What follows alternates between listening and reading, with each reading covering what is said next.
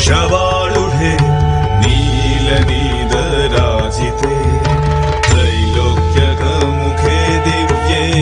कालिकायै नमोऽस्तुते प्रत्यालीया महाघोरे मुण्डमाला विभूषिते गर्विलम्बोदरे घोरे कालिकायै नमोऽस्तुते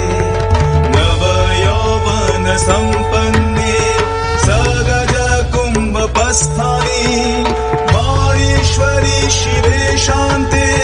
कालिकायै नमोऽस्तुते लोलजीवे दुरारोहे नेत्रत्रय विभूषिते कालिकायै नमोऽस्तुते